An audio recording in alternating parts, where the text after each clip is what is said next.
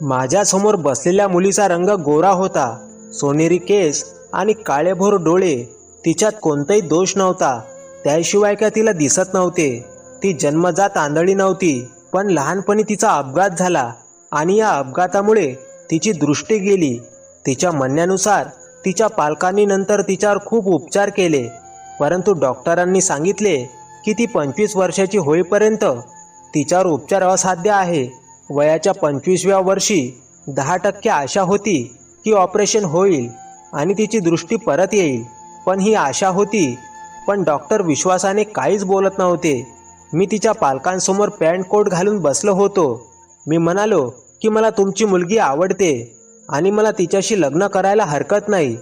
माझे म्हणणे ऐकून तिच्या पालकांनी नाते फायनल केले. ती मुलगी माझ्यापेक्षा 15 वर्षांनी लहान होती. मी 35 वर्षाचा होतो आणि ती जेमतेम 20 वर्षाची असेल. तिच्या शेजारी एक असा माणूस होता ज्याकडे बघणे मुलींना आवडत नसे. माझे चेहऱ्याचे नकाशे अगदी सामान्य होते. रंग गडद होता. अर्थात मी खूप श्रीमंत माणूस होतो. पण असे असूनही एकही मुलगी माझ्याशी लग्न करायला तयार नव्हती.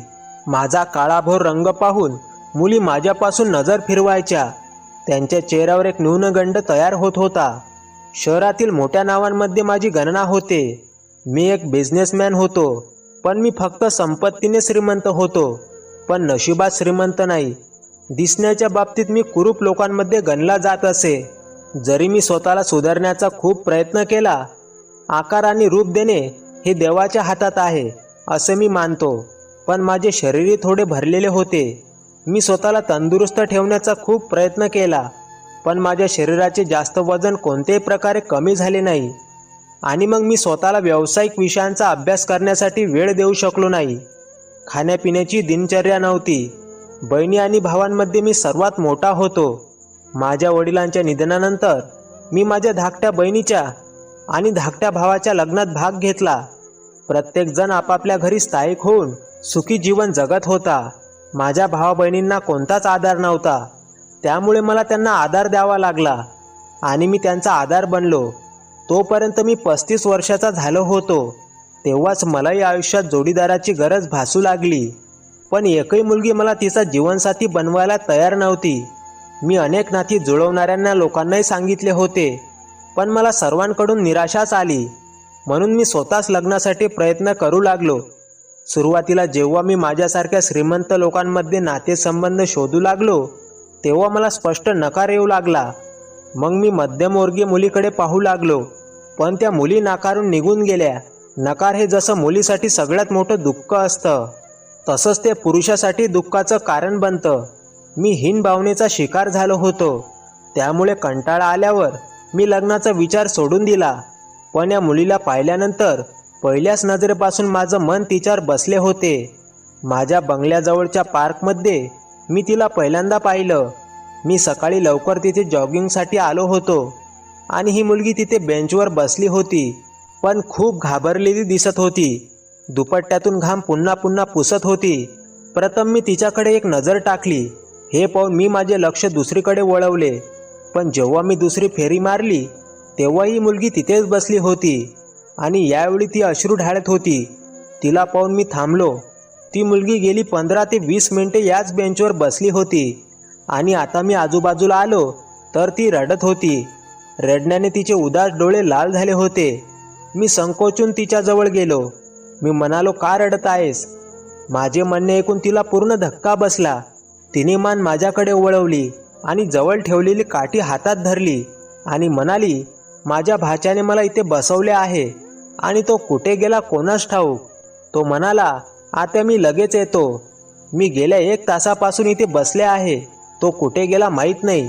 मी म्हणालो, तुम्ही स्वतः त्याला शोधा. ती म्हणाली, मी कसे शोधू? मला दिसत नाही. हे ऐकून मला आश्चर्य वाटले, दुःखही होतं. मी काही क्षण तिच्याकडे बघतच राहिलो. ती मुलगी खूप सुंदर होती, पण तिला दिसत नव्हते. हे पाहून मला खूप वाईट वाटले. मी बोललो, कृपया मला तुमच्या भाच्याचे नाव सांगा. मी गार्डला घोषणा करायला सांगेन. तो जिथे असेल तिथे तो तुम्हाला घ्यायला येईल. माझ्या कमेंटवरती म्हणू लागली की तो खूप खोडकर आहे. मला वाटते की त्याने मला मुद्दाम सोडले. हे ऐकून मी जरा काळजीत पडलो. मी म्हणालो, तुला तुझ्या घराचा पत्ता माहीत आहे का? ती म्हणाली, मला माहीत नाही.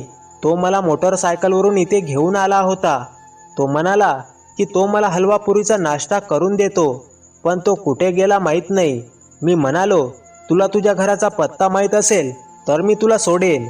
थोडा वेळ विचार करून तिने मला तिच्या परिसराचे नाव सांगितले. मी गाडी सोबत आणली होती.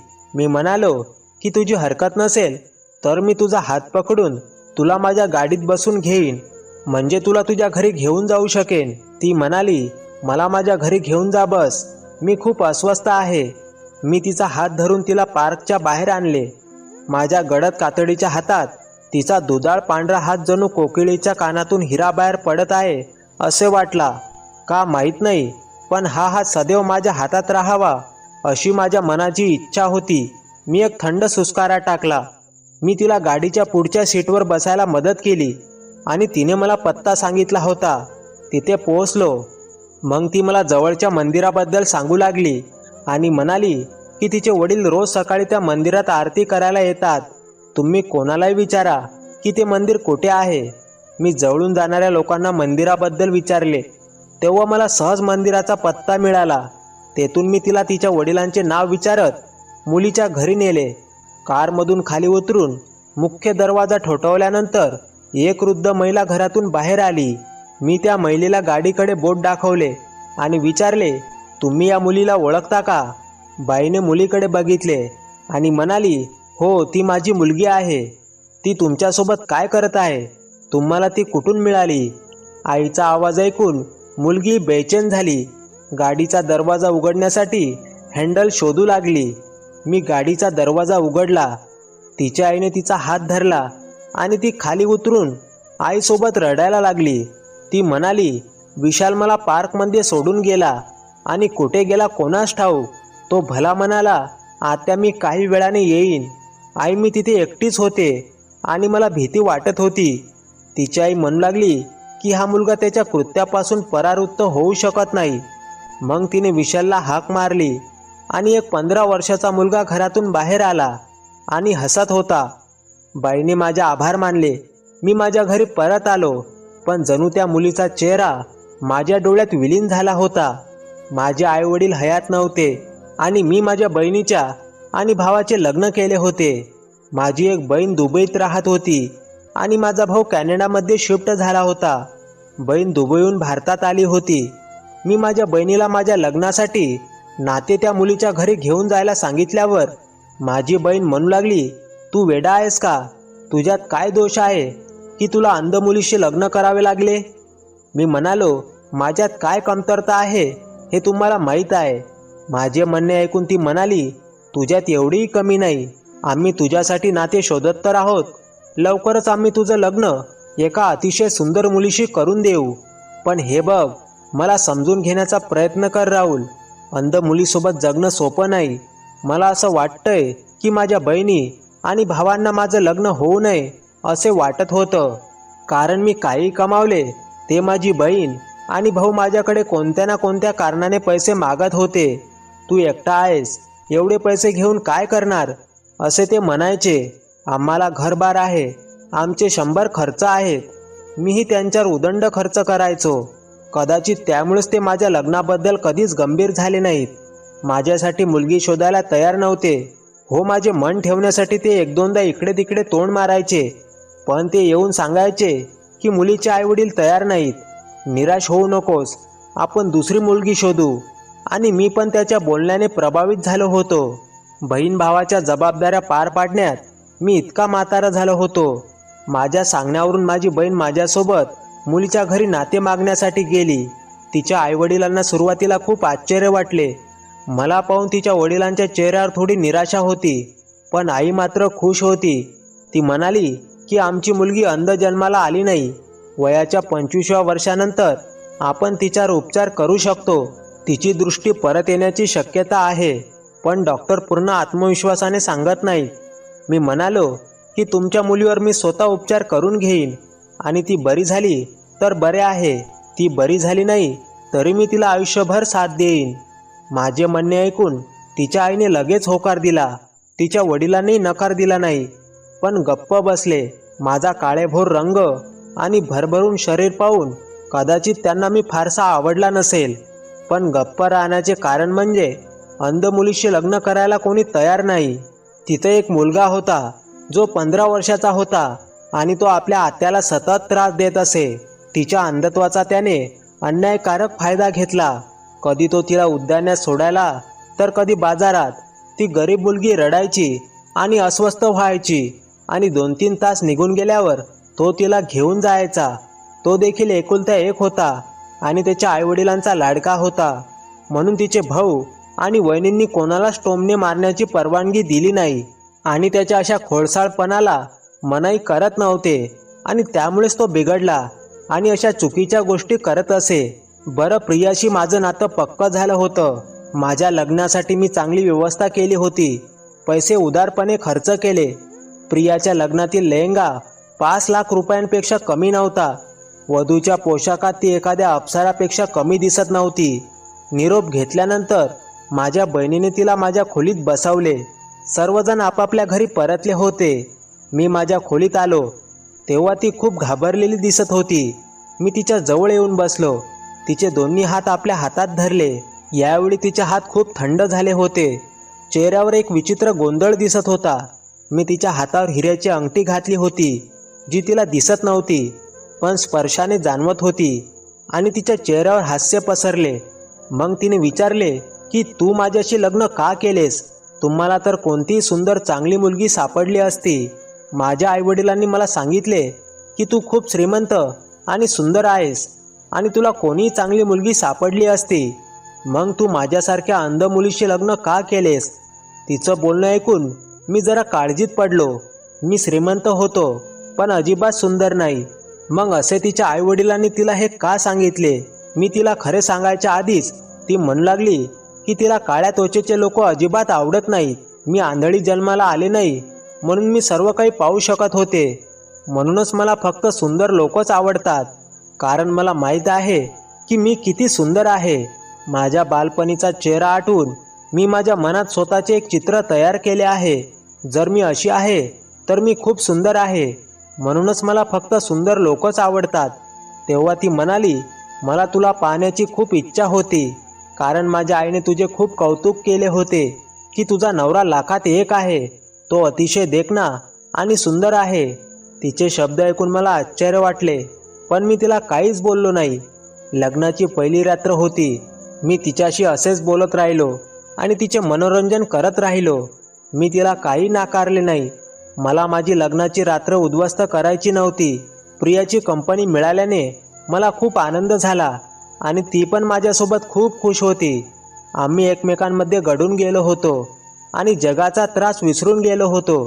दुसऱ्या दिवशी माझ्या सासूबाई तिच्या मुलीला भेटायला आल्या. तेव्हा मी तिच्याशी वेगळे बोलायचे ठरवले.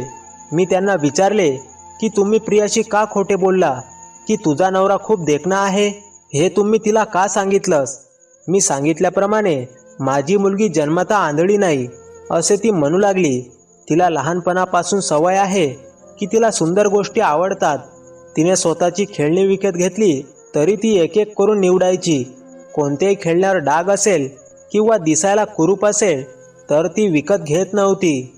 अगदी तिची जुनी खेळणी जी ती स्वतःच्या आवडीनुसार निवडून आणायची, त्यावर काही डाग पडला तर ती फेकून द्यायची.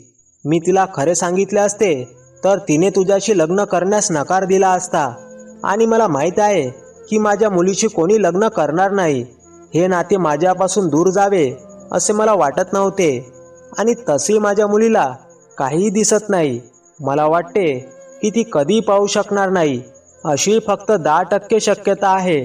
बाकीचे तिचे डोळे बरे होणार नाहीत याची 90% शक्यता आहे. म्हणूनच मला तुमचे नाते योग्य वाटले.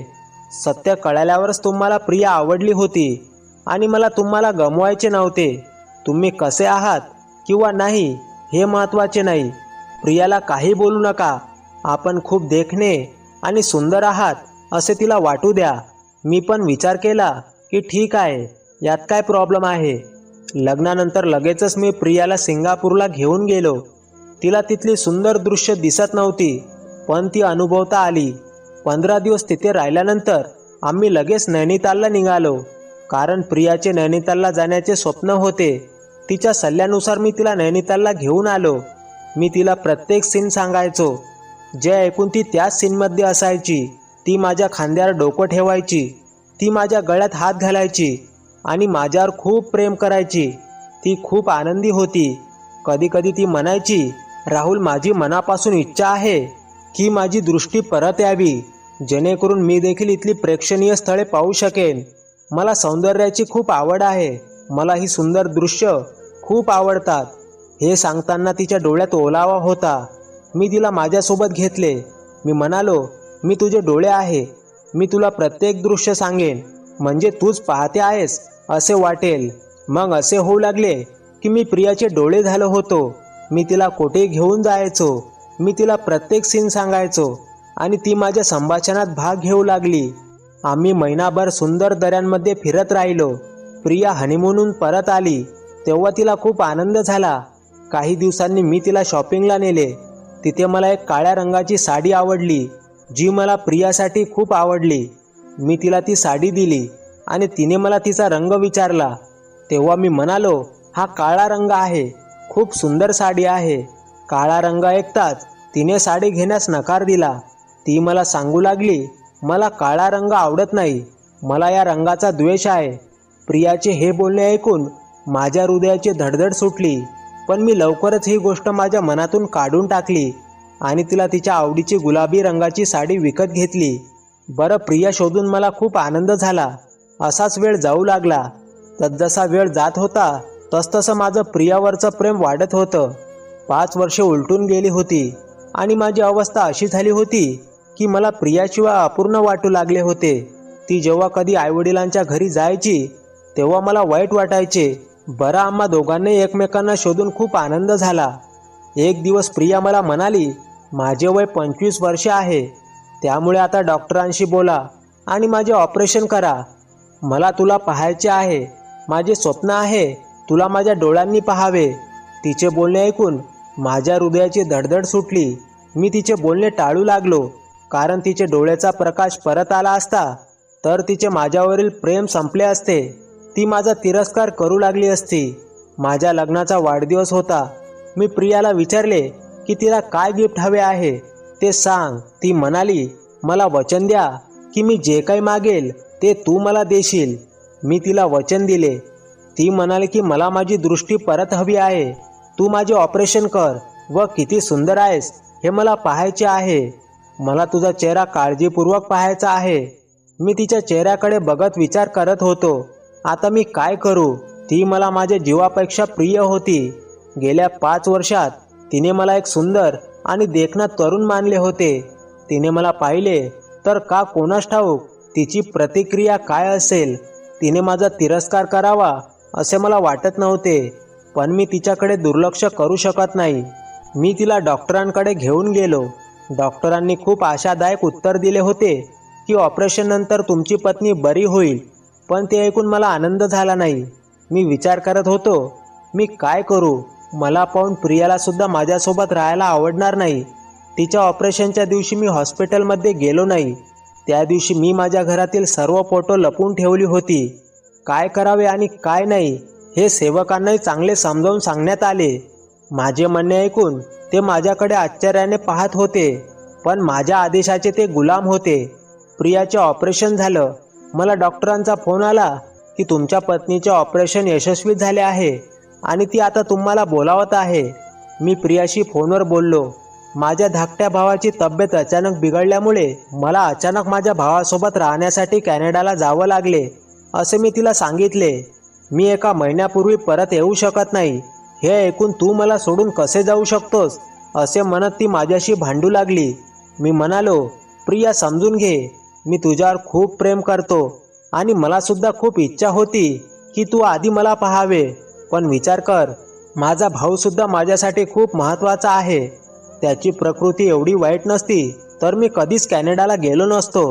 माझे म्हणणे ऐकून तिलाही माझे बोलणे थोडे समजले. मी म्हटलं, फक्त 1 महिन्याची गोष्ट आहे. मी लवकरच परत येईल. 2 दिवसांनी ती ड्रायव्हर सोबत घरी आली.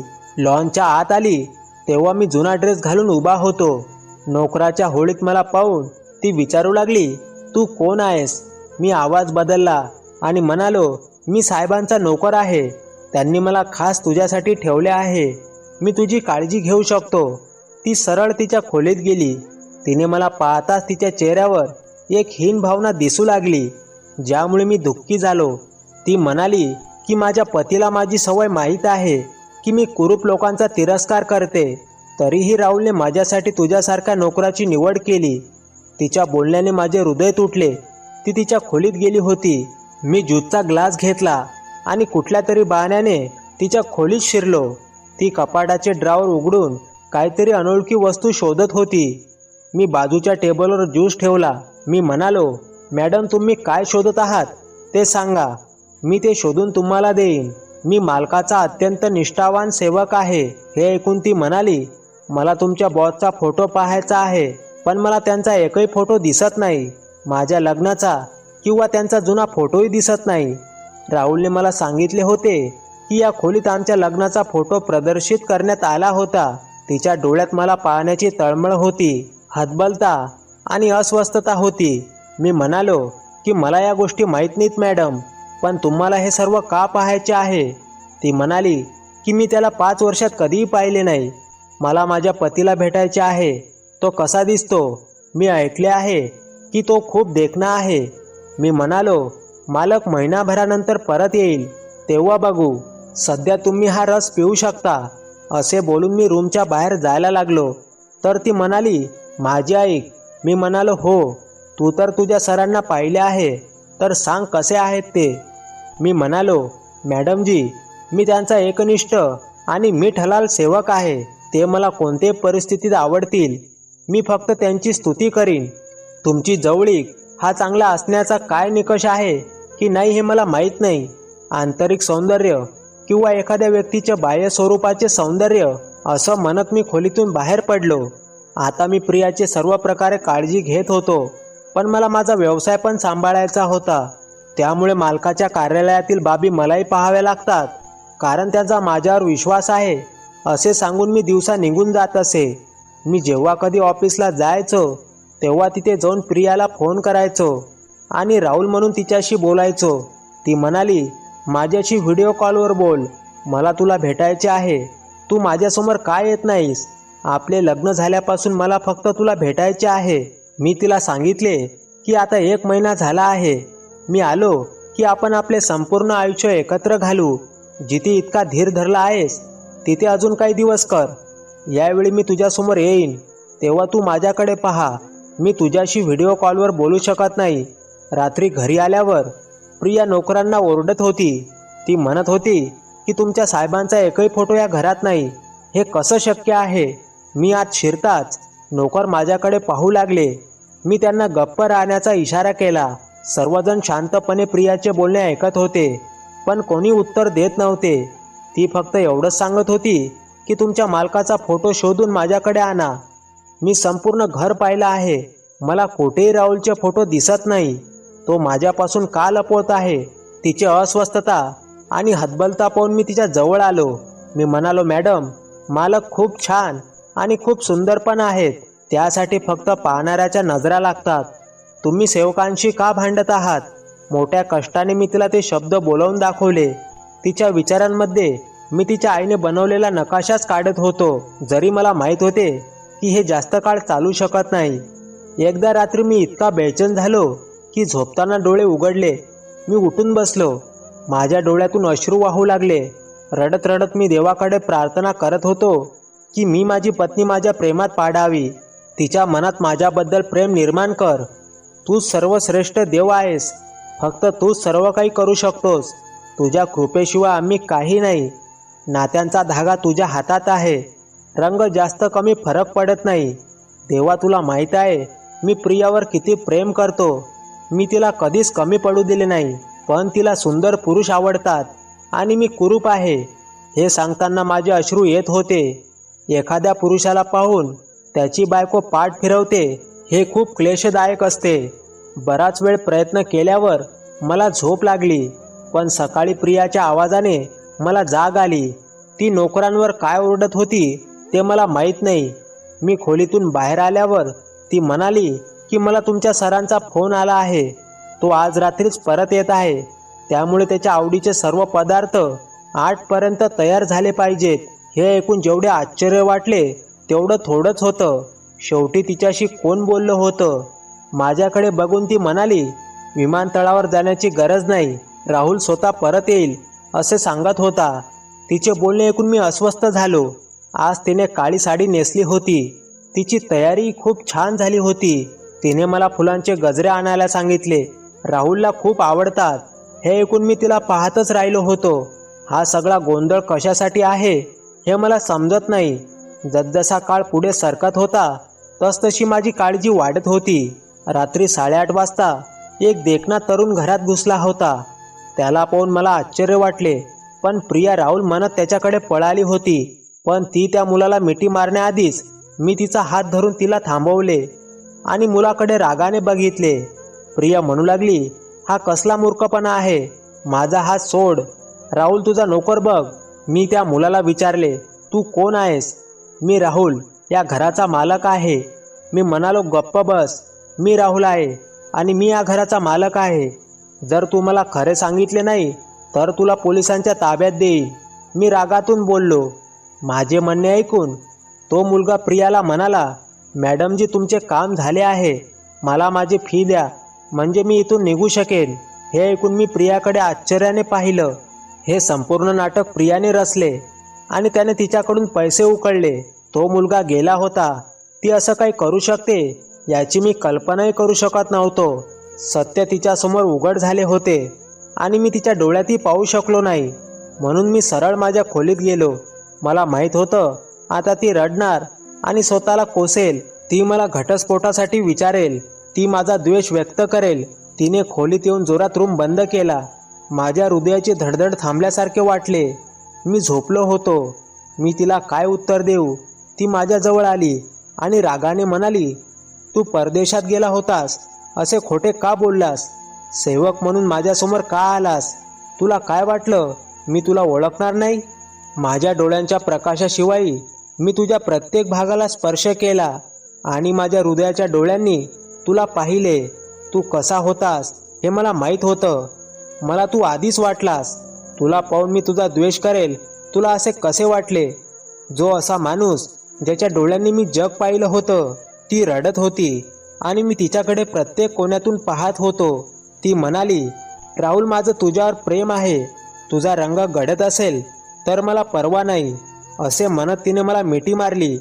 मला जणू कोणीतरी नवीन जीवनदान दिले आहे असे वाटले. मी पण तिला माझ्या मिठीत घट्ट पकडले. तर मित्रांनो, तुम्हाला ही कथा कशी वाटली कमेंट करून नक्की सांगा. आणि कथा आवडली असेल तर व्हिडिओला लाईक करा आणि आपल्या चॅनलवर नवीन असाल तर चॅनलला प्लीज सबस्क्राईब करा.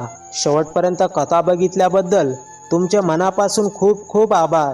पुन्हा भेटू नवीन कथेसह. धन्यवाद.